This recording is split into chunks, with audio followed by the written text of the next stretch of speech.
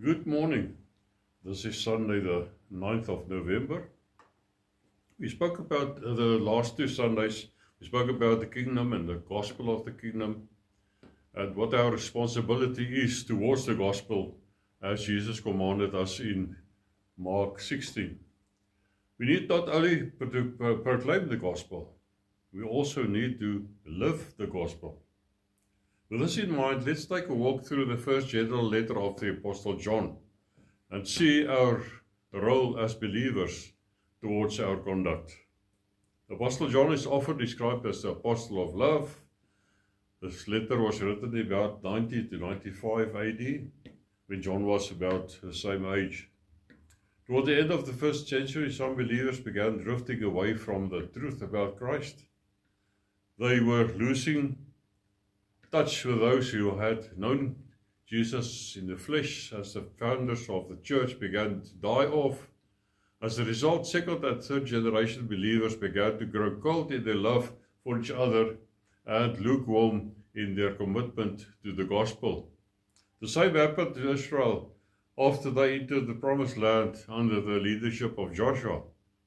Joshua died after conquering the land and allotted each tribe its land. And in Judges 2 verse 10, it says, when all that generation had been gathered to their fathers, another generation arose after them who did not know the Lord, nor the work which he had done for Israel. They began to serve other gods. This letter that Apostle John wrote calls believers back to basics, the truth about Christ and the love of Christ. Don't we find the same lack of love and commitment in our day? Isn't that what Jesus told us in Matthew 24? Especially in the Western world, true believer lives a pattern of life which is conformed over time, according to Romans 12 verse 2, to what God has revealed to us about his nature and his will. And this transformation will be evident by walking in the light. The believer should be living a life that is marked by sensitivity to sin, confession and repentance, because sin is darkness, of course. 1 John 1 verse 5 says, this is the message which we have heard from him and declared to you, that God is light, and in him is no darkness at all. If we say that we have fellowship with him and walk in darkness, we lie, and do not practice the truth. But if we walk in the light as he is in the light, we have fellowship with one another, and the blood of Jesus Christ, his Son, cleanses us from all sin. If we say that we have no sin, we deceive ourselves, and the truth is not in us. If we confess our sins, he is faithful and just to forgive us our sins and to cleanse us from all unrighteousness. If we say that we have not sinned, we make him a liar, and his word is not in us. The believer loves the Lord and walks in his way, as he has commanded him, talking about Jesus. 1 John 2 verse 3. Now by this we know that we know him, if we keep his commandments. He who says, I know him, and does not keep his commandments, is a liar, and the truth is not in him. This does not necessarily refer to the 10 commandments, but the commandments imprinted in the believer's heart in his walk with the Lord while being conformed to his image. When we desire to know God's will, we will strive to walk in, to walk in disobedience.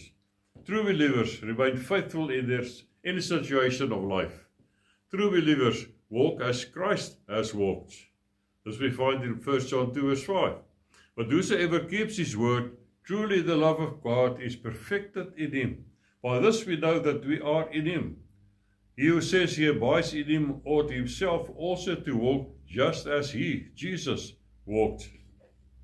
We should desire to imitate Jesus and grow in his grace and love one another.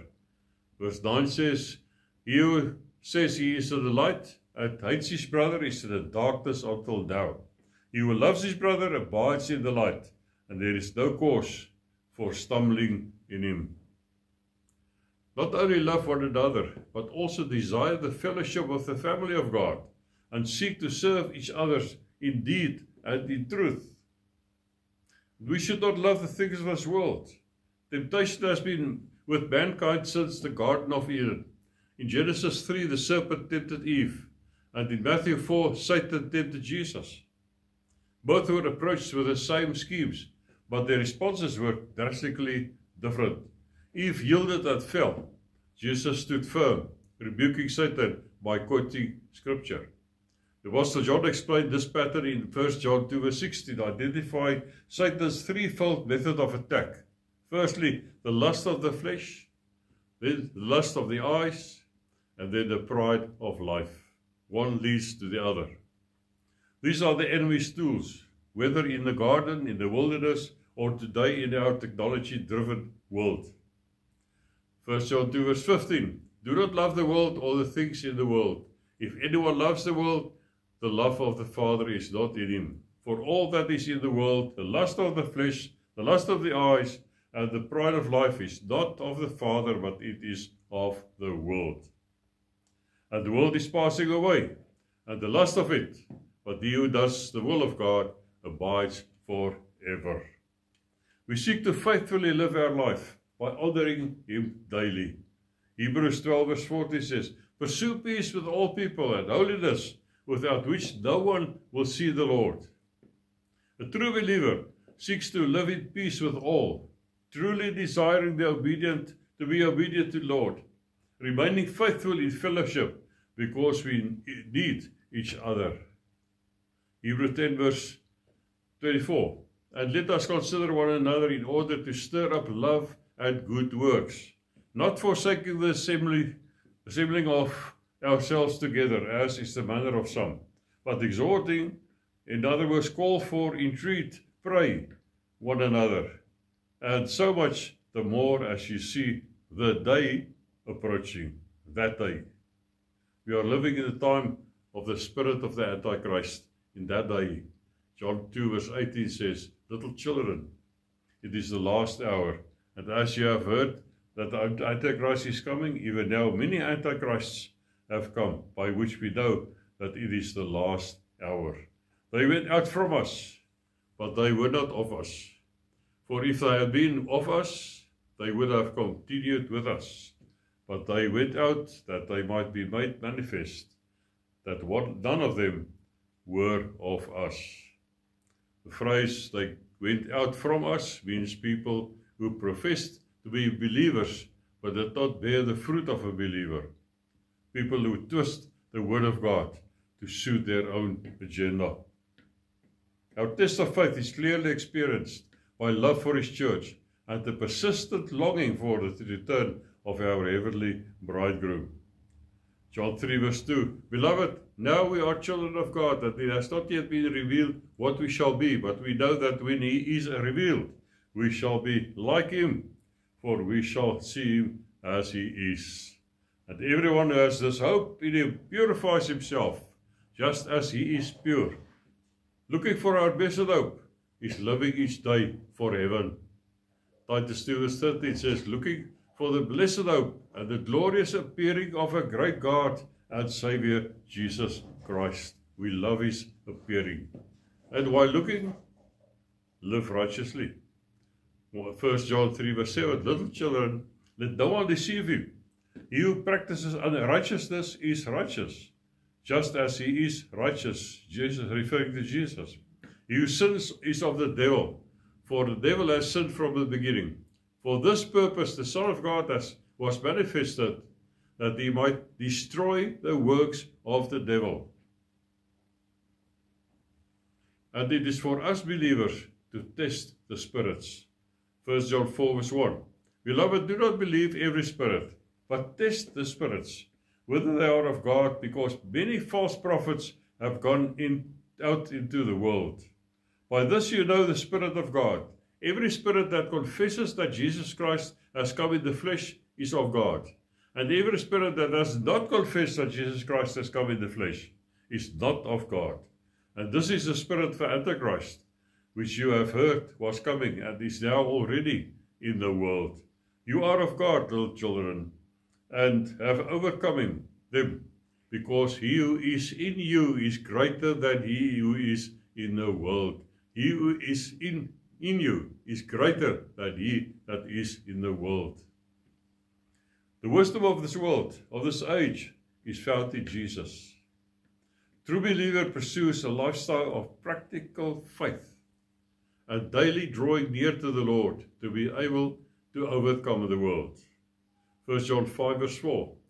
For whatever is born of God overcomes the world. And this is a victory that has overcome the world, our faith. Who is he who overcomes the world? But he who believes that Jesus is the Son of God. Although we are often hard-pressed and weary on our way, we press on in faith, knowing our ultimate victory is sure. We continue following Christ and do not turn back, because we have eternal life in Jesus. 1 John 5 verse 11. And this is a testimony that God has given us eternal life, and this life is in His Son. He who has the Son has life. He who does not have the Son of God does not have life. These things I have written to you, who believe in the name of the Son of God, that you may know that you have eternal life, and that you may continue to believe in the name of the Son of God. And the Apostle John closes with this, 1 John 5 verse 19. We know that we are of God, and the whole world lies under the sway of the wicked one. And we know that the Son of God has come and has given us an understanding, that we may know Him who is true, and we are in Him who is true, in His Son Jesus Christ. This is the true God and eternal life. Amen. May God bless you. Amen.